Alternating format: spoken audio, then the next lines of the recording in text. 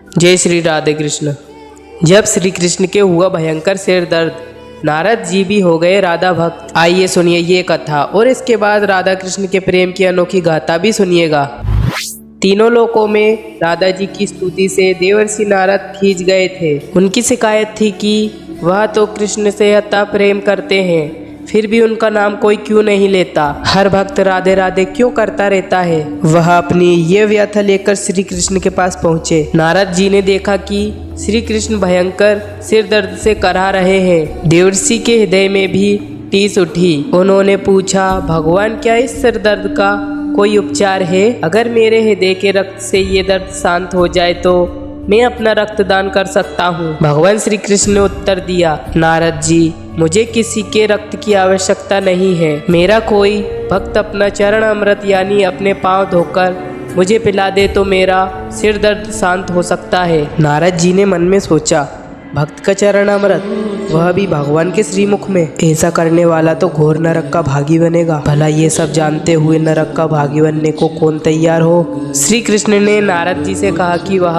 रुक्मणी के पास जाकर सारा हाल सुनाए तो संभवतः रुक्मणी इसके लिए तैयार हो जाए। नारद जी रुक्मणी के पास गए। उन्होंने रुक्मणी को सारा वृत्तांत सुनाया। रुक्मणी बोली, नहीं नहीं देवर्षि, मैं यह पाप नहीं कर सकती। नारद जी ने लौटकर रुक्मणी की बात श्री कृष्ण के पास रख दी। अब श्री कृष्ण ने उन्हें राधा के पास भेजा। नारद जी राधा के पास गए और यह सब बताया तो जैसे ही राधा ने सुना तो तुरंत एक पात्र में जल लेकर अपने पैर डुबोए। फिर नारद जी से बोली, देवर्षि, इसे तुरंत श्री कृष्ण के पास ले जाइए। मैं जानती हूँ कि भगवान को अपने पाँव धोकर पिलाने से मुझे घोर नरक में भी ठोर नहीं मिलेगा, पर मैं अपने प्रियतम के लिए अनंत काल तक नरक भोगने को तैयार हूँ। देवर्षि समझ गए कि तीनों लोकों में राधा के प्रेम की स्तुति क्यों हो रही है। उन्होंने भी वाणी उठाई और राधा की स्तुति गाने लगे, राधे राधे।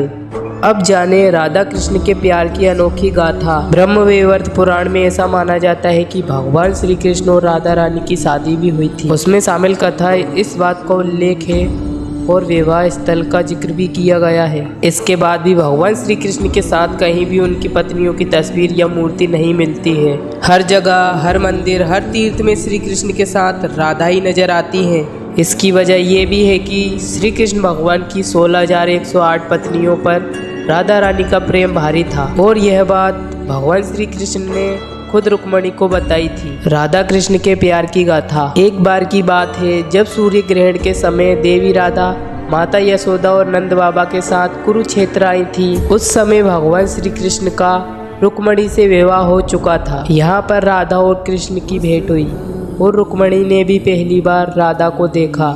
रुक्मणी ने राधा को गर्भ दूध पीने के लिए दे दिया। राधा ने इस दूध को पी लिया, लेकिन दूध को पीने के बाद भगवान श्री कृष्ण के शरीर पर फफोले हो गए। रुक्मणी जी ने जब श्री कृष्ण के शरीर पर फफोलों को देखा तो इसका कारण पूछा। श्री कृष्ण ने बताया कि राधा के गर्म दूध पीने से मुझे ऐसा हुआ है क्योंकि राधा मेरे हृदय में रहती है, और कहा राधा को कष्ट होने पर असर मुझ पर होता है। तो दोस्तों, इससे पता चलता है कि शादी के बिना भी उन दोनों का दिल एक ही था और दोनों के बीच अटूट प्रेम था।